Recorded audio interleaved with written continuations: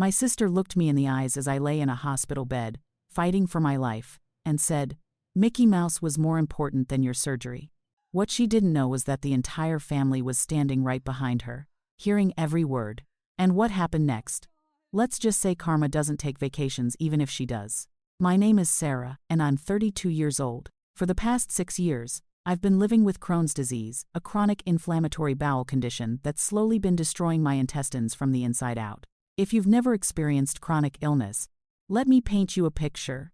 Imagine waking up every morning feeling like someone's taken a cheese grater to your insides.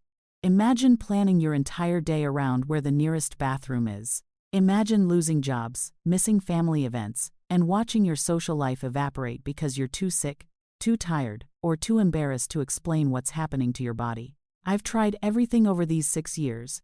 Medications that cost $800 a month, even with insurance. Elimination diets that left me eating plain chicken and white rice for weeks on end. Biologics that made my hair fall out. Steroids that made me gain 40 pounds and gave me moon face so severe I didn't recognize myself in mirrors. Physical therapy, mental therapy, acupuncture, meditation, probiotics that promised to heal my gut naturally. You name it, I've tried it. Nothing worked long term. The inflammation just kept spreading, eating away at my intestines like termites in a wooden house. My doctor, Dr. Morrison, had been monitoring me for 3 years. She's one of those no-nonsense types who tells you the truth, even when it hurts. Last March, she sat me down in her office with my latest colonoscopy results displayed on her computer screen. The images looked like a war zone, angry red tissue, ulcerations, strictures narrowing my bowel to dangerous widths. "Sarah, we need to talk about surgery," she said, her voice gentle but firm. "The inflammation has progressed significantly. You have multiple strictures now, and the scarring is severe. If we don't intervene surgically, you're at high risk for a complete bowel obstruction or perforation. Either of those could kill you." I'd known this was coming. Part of me had known for months. But hearing it out loud made it real in a way that terrified me. "What kind of surgery?" "A bowel resection. We'll remove the diseased portion of your intestine, probably about 30 centimeters, and reconnect the healthy parts. It's a major surgery, but it could give you your life back. Most patients see significant improvement. Some even go into remission for years." "And the cost?" Dr. Morrison's expression shifted, and I knew the answer before she said it. "With your current insurance, you're looking at about $68,000 out of pocket." I made $32,000 a year as a part-time graphic designer. I'd had to go part-time 2 years ago when my disease became too unpredictable for full-time work. My boss had been understanding, but I'd lost my good insurance when I dropped to part-time status. My current insurance, the cheapest plan I could afford, had a massive deductible and didn't consider the surgery medically necessary because I wasn't, in their words, in immediate life-threatening danger. Never mind that I was living in constant agony. Never mind that I'd lost 50 pounds over 2 years, and now weighed 98 pounds at 5'6". Never mind that I couldn't work full-time, couldn't eat normal food, couldn't live a normal life. According to my insurance company, I could wait. So I did what millions of desperate Americans do when the healthcare system fails them. I started a GoFundMe. I'd never asked anyone for money in my entire life. My parents raised me to be independent, to work hard, to solve my own problems. The humiliation of putting my medical struggles online for the world to see was almost worse than the physical pain. But I was out of options. I spent a whole weekend crafting the perfect campaign. I posted photos from my hospital stays, copies of my diagnosis letters, a detailed explanation of what Crohn's disease was, and what the surgery would accomplish. I recorded a video sitting on my bathroom floor, one of the only places I spent significant time explaining through tears that I just wanted my life back. The response shocked me. Within the first day, I'd raised $2,000. My best friend from college, Emma, shared it on her Facebook page. Her mother, who I'd only met twice, donated $100 with a message that said, "No one should have to beg for health care. Praying for you, sweetheart." Former coworkers from jobs I'd left years ago contributed. My old high school English teacher sent $50. Complete strangers found my campaign and donated $5, $10, $20, with messages that broke my heart and healed it at the same time. "Stay strong. You've got this. My sister has Crohn's too. I understand. Sending love and prayers." I'd also been documenting my health journey on a small YouTube channel for about a year. I'd started it initially as a way to process my feelings about being sick, talking to a camera about the things I couldn't say to people in my life. I had maybe 300 subscribers, other chronically ill people who understood what I was going through. When I posted about the GoFundMe, those 300 people became an army. They shared. They donated. They rallied their own communities. Within 4 months, I'd raised $43,000. Combined with the $12,000 I'd managed to save by living on ramen noodles and skipping every non-essential expense, and a medical loan of $13,000 at a horrifying interest rate, I finally had enough. $68,000.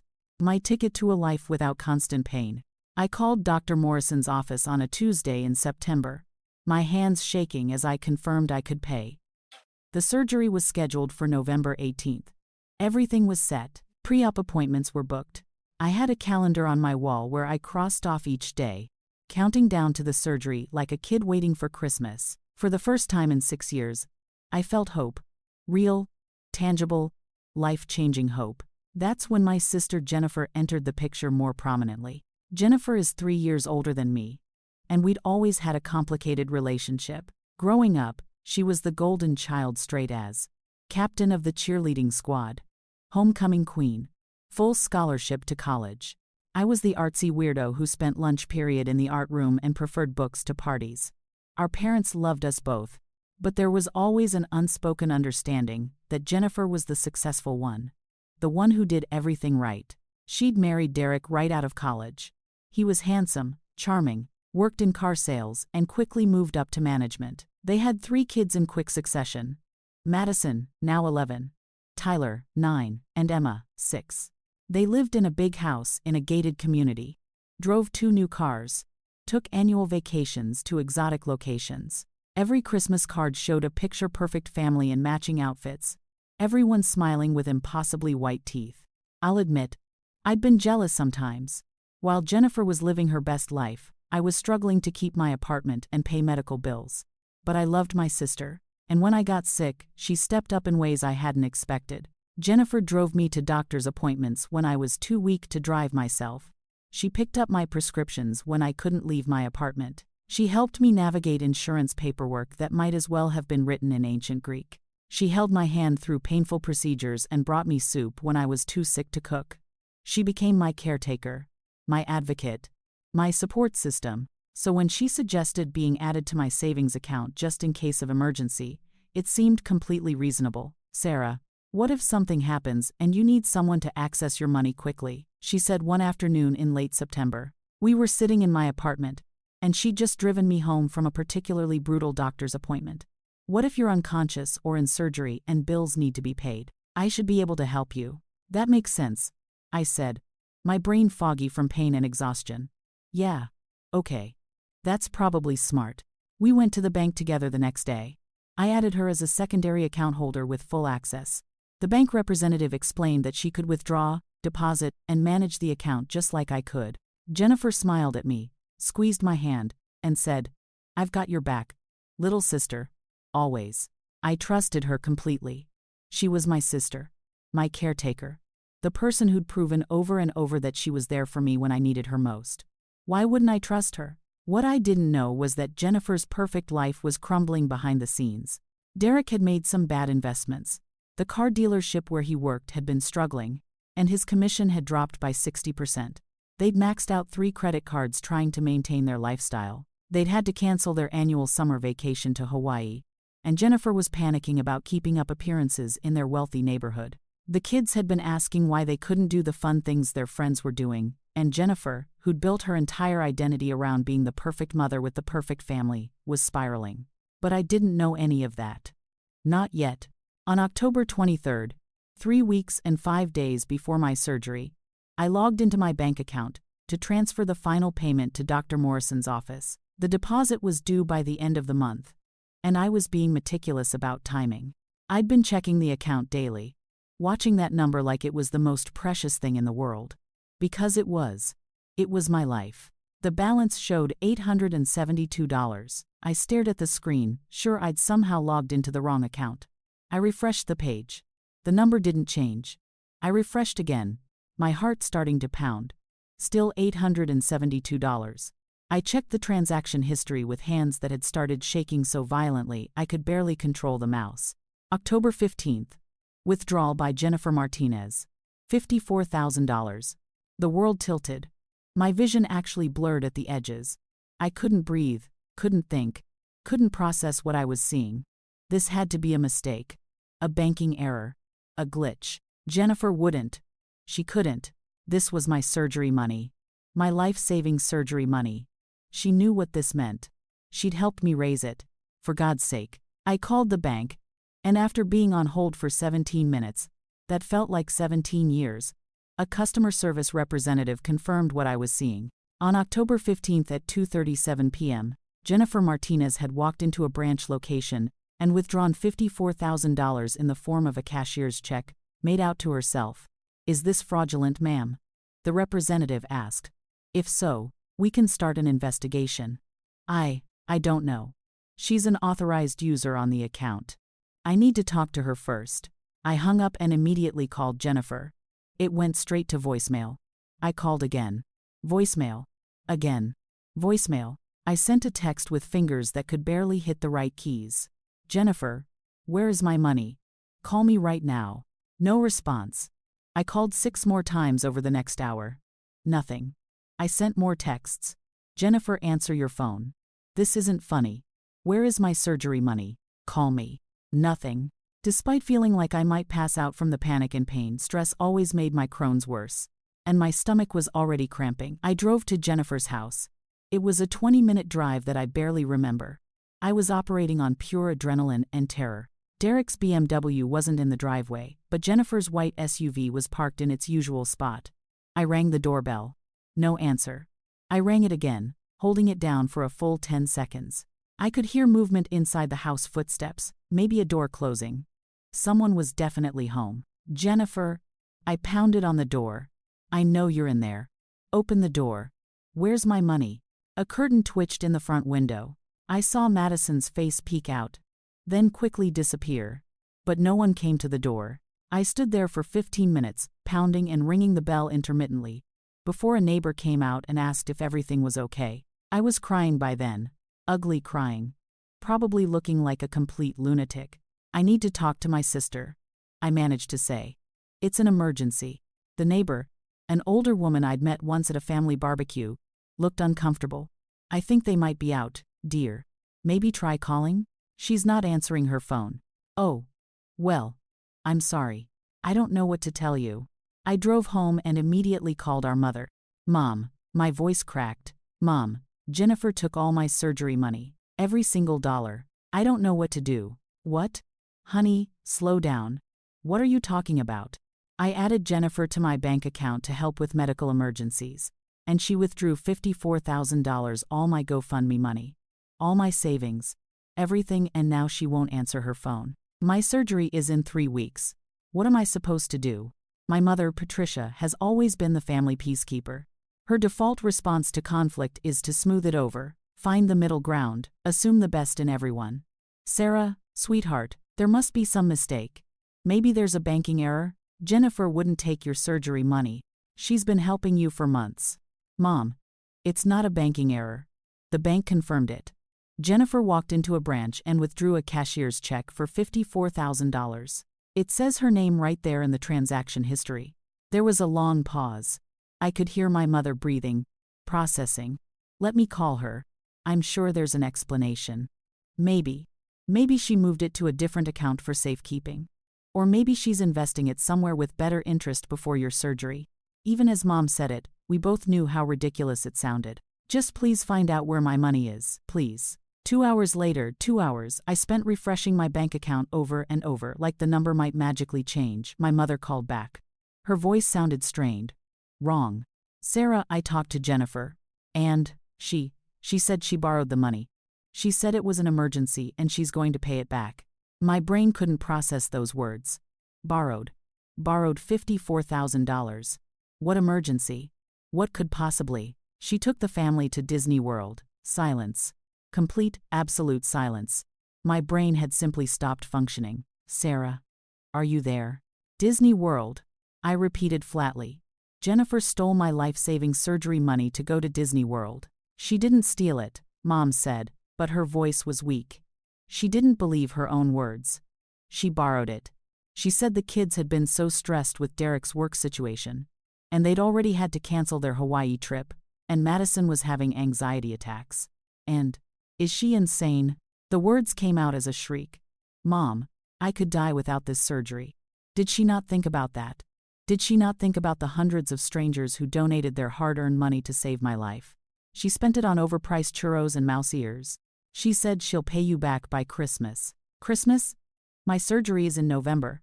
And how exactly is she going to pay back $54,000 when Derek's barely making commission? I don't know, honey, I don't know.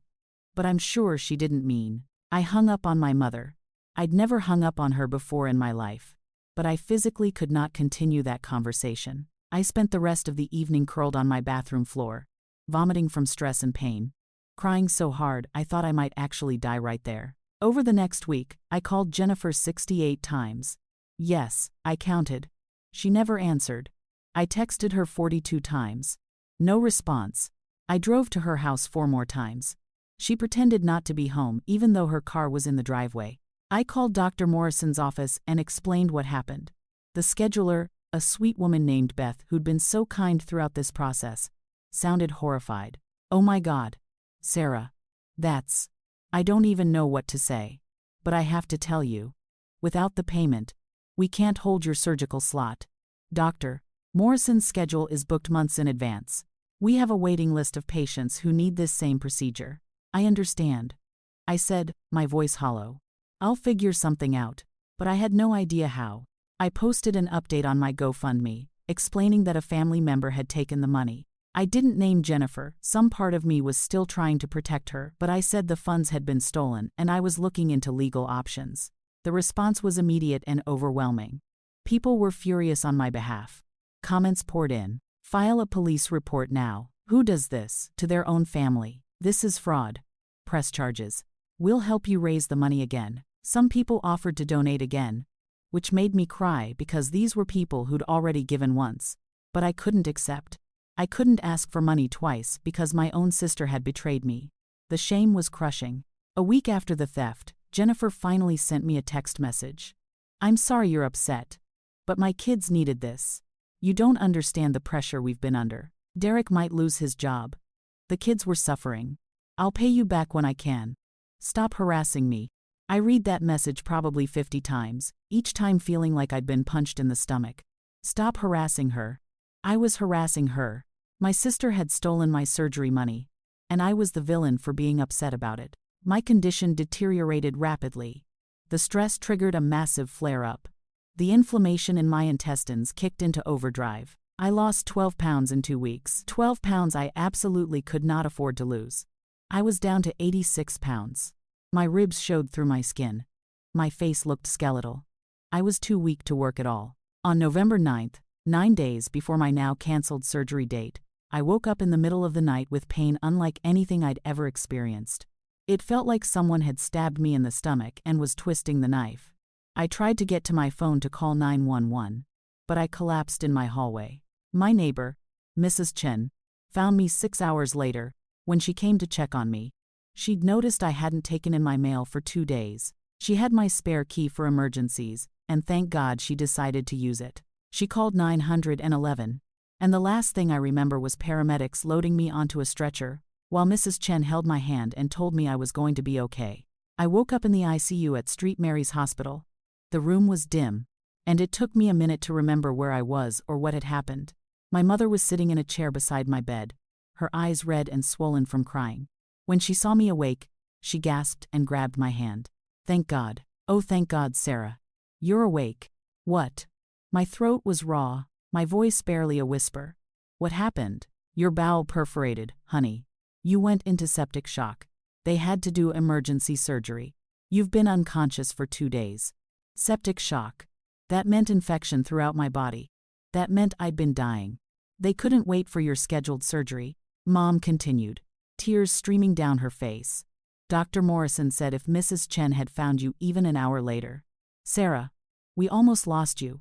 Over the next few hours, as I drifted in and out of consciousness, Different doctors came to explain what had happened. The chronic inflammation had weakened my intestinal wall so severely that it had ruptured. Intestinal contents had spilled into my abdominal cavity, causing a massive infection. They'd had to do emergency surgery much more extensive than the original planned procedure. They'd removed nearly twice as much of my intestine as Dr. Morrison had originally planned.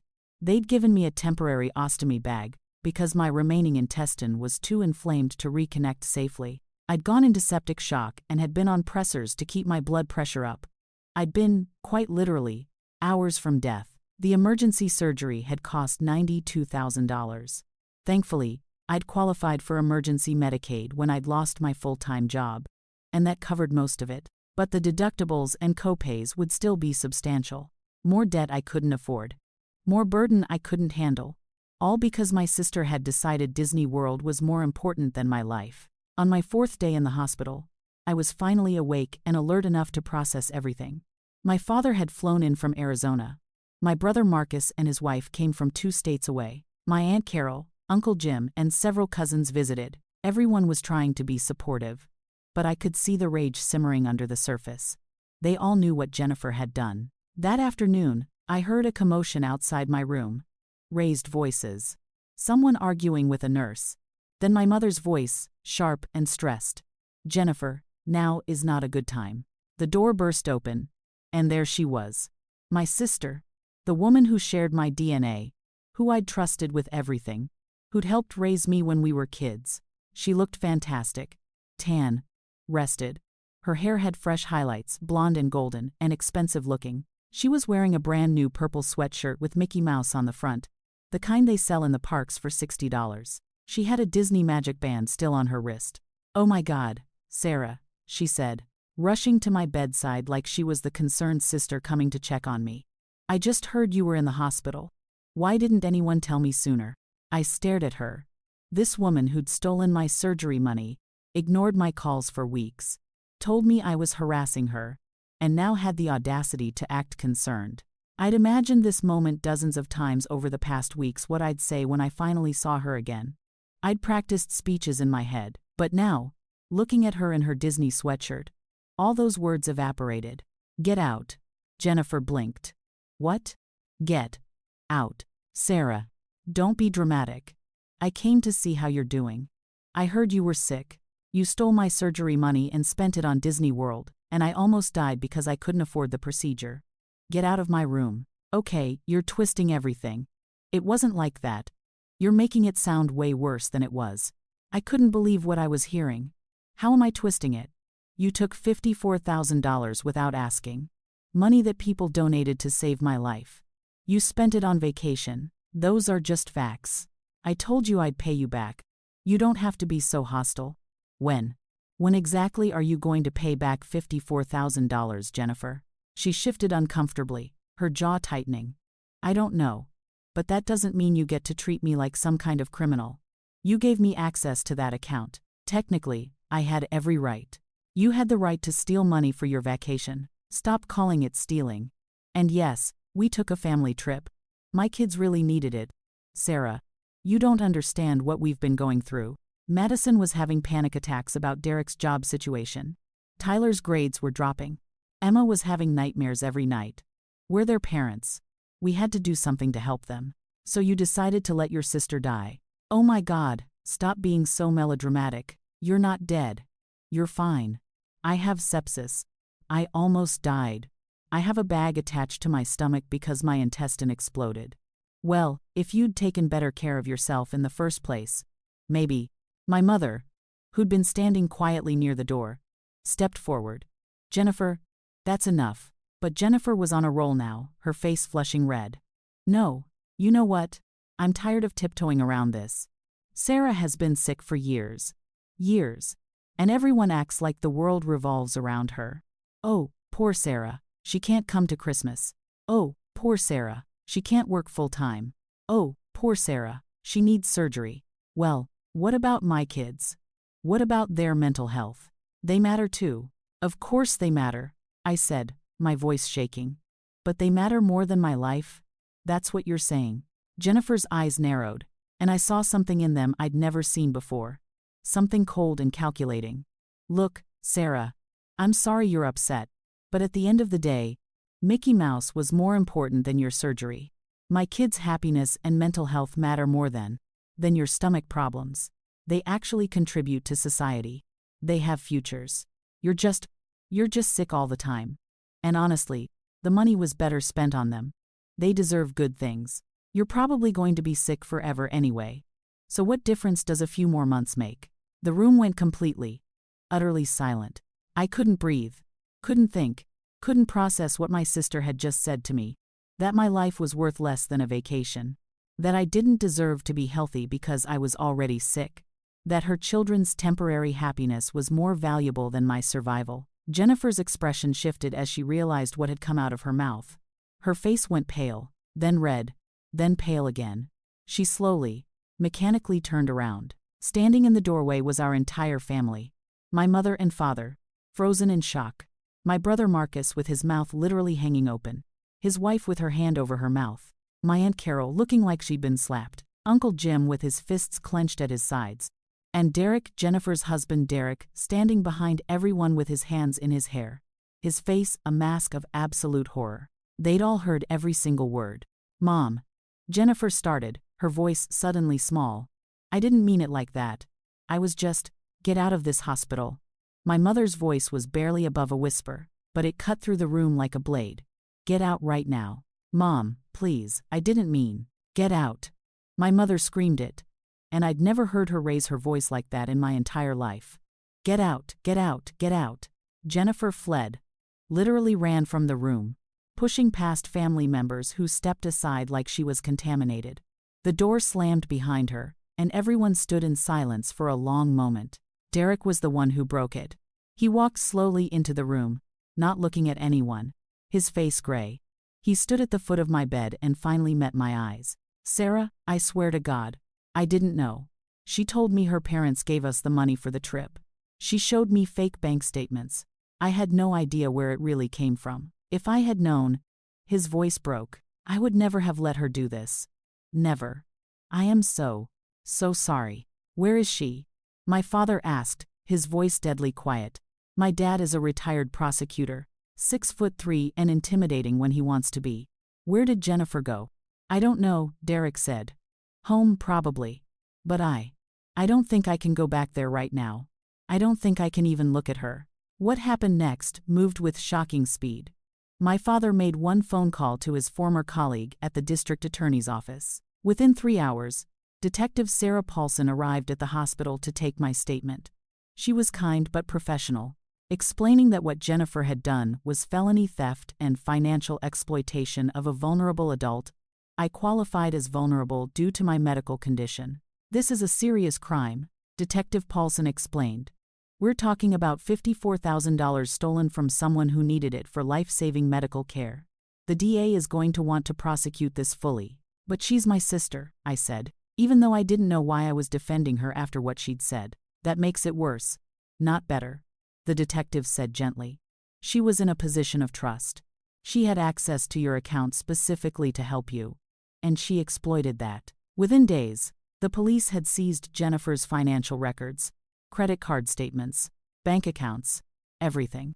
The evidence was overwhelming and damning.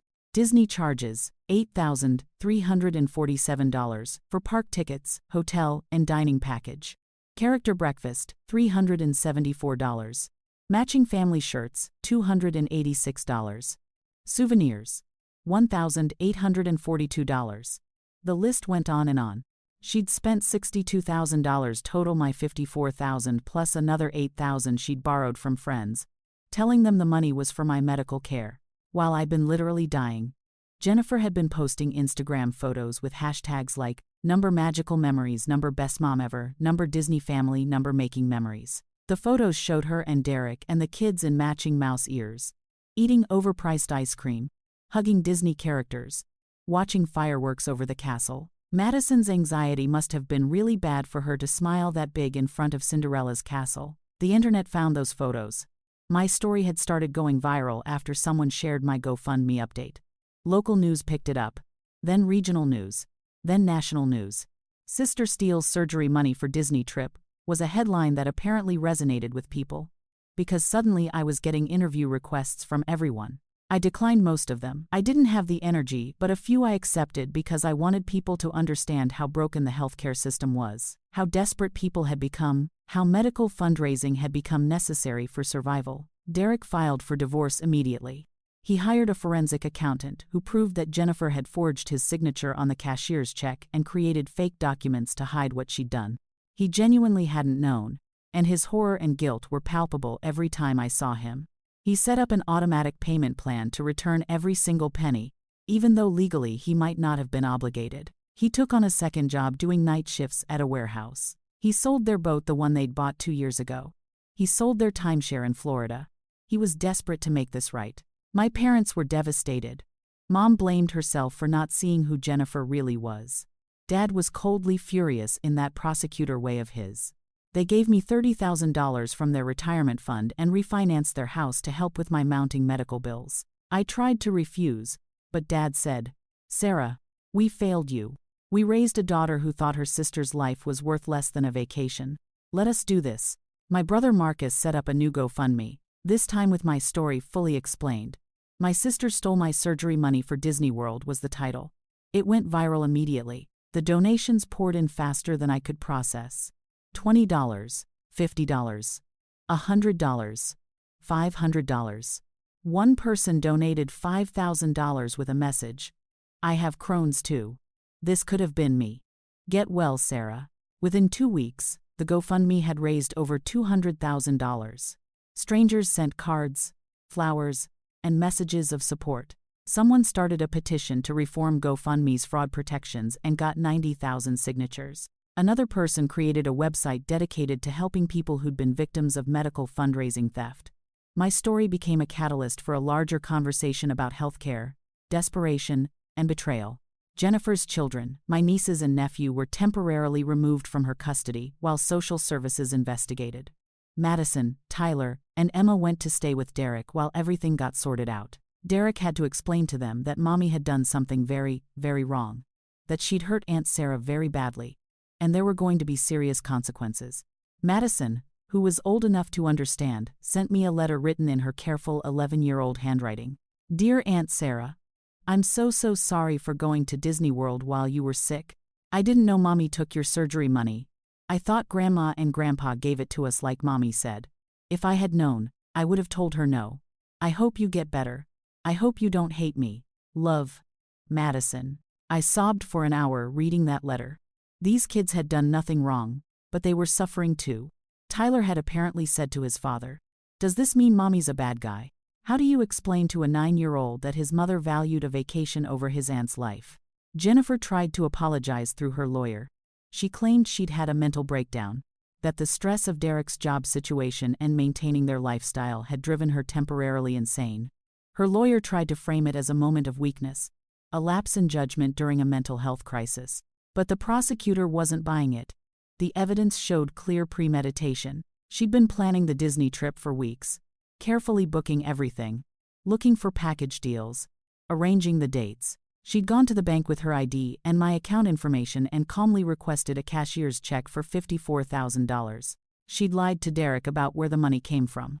She'd created fake documents.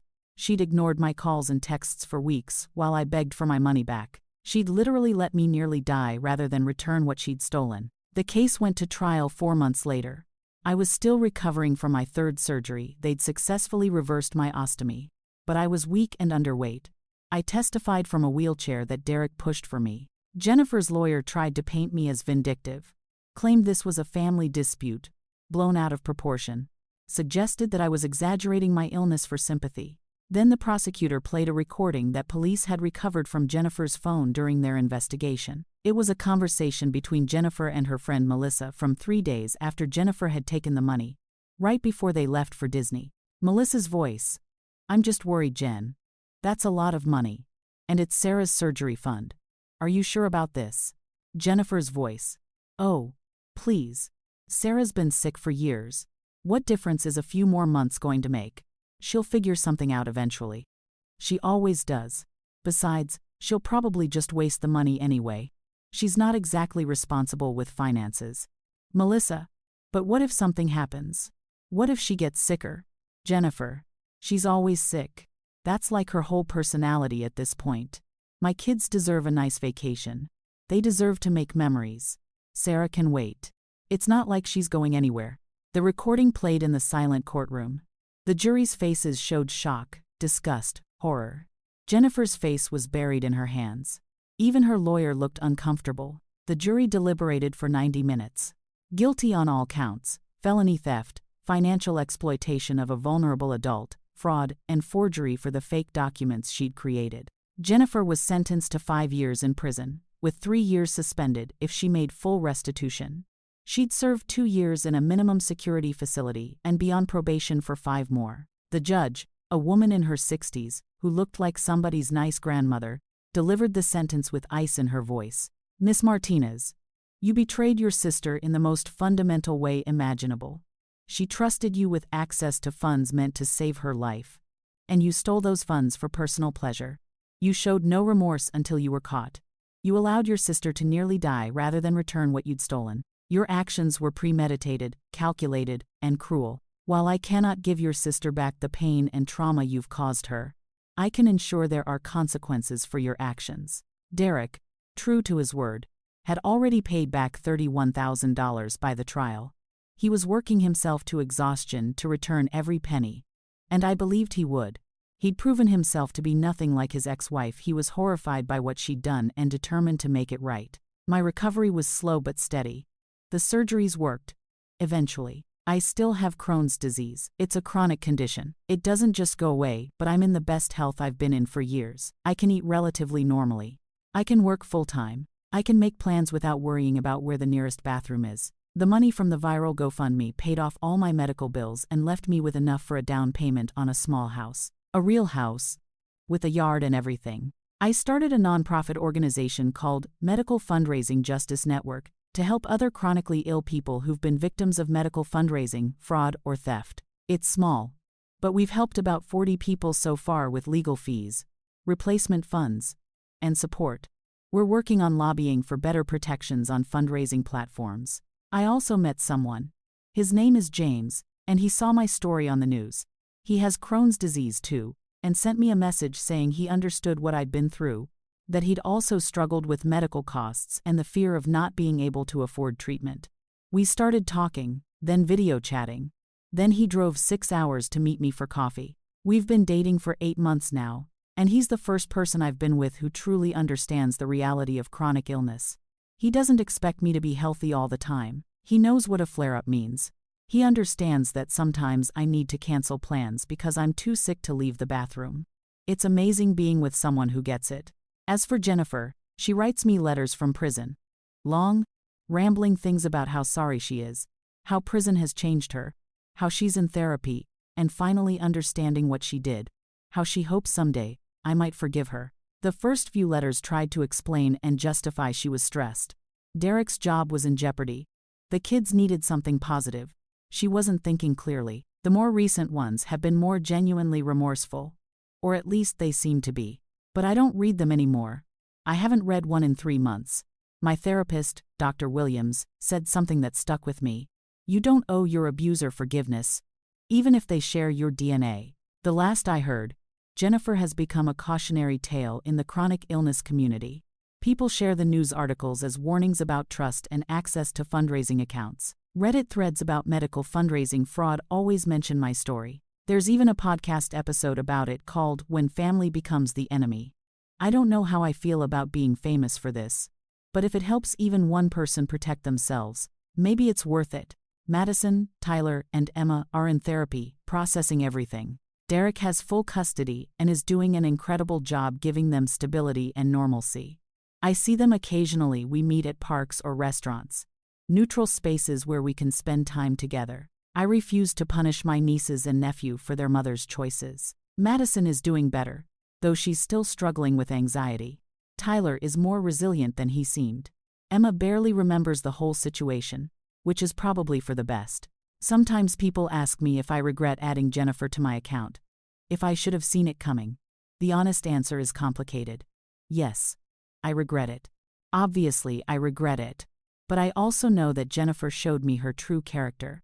She revealed who she really was when she thought no one important was watching. Better to know that than to continue trusting someone who saw my life as less valuable than her vacation. My mother still struggles with what happened. She sees a therapist now too, processing the guilt and grief of realizing one of her daughters tried to kill the other because that's what it was, really. Taking my surgery money when she knew I was dying without that procedure was attempted murder by negligence. Mom has cut off all contact with Jennifer, something I never thought she'd do. Dad says Jennifer was always self-centered and entitled, but he never imagined she'd go this far. Me? I'm rebuilding. I'm alive when I shouldn't be. I'm healthy when I could have died. I have a house, a job, a partner who loves me, and a purpose helping others avoid what I went through. I still have nightmares sometimes about checking my bank account and seeing that zero balance, about lying in the ICU, about that moment when Jennifer said my life was worth less than Mickey Mouse. But I'm here. I'm surviving. I'm even thriving in ways I never expected. And Jennifer? She's in a 6x8 cell, wearing orange scrubs instead of Disney ears, eating commissary food instead of Dole Whips, and finally understanding that karma doesn't take vacations, even if she does. She thought she could steal my life for her pleasure, but in the end, she lost everything. Her freedom, her children, her husband, her family, and her reputation. Mickey Mouse may live in the happiest place on earth, but Jennifer found out that some magic comes with a very high price. And sometimes, the bill comes due exactly when you least expect it.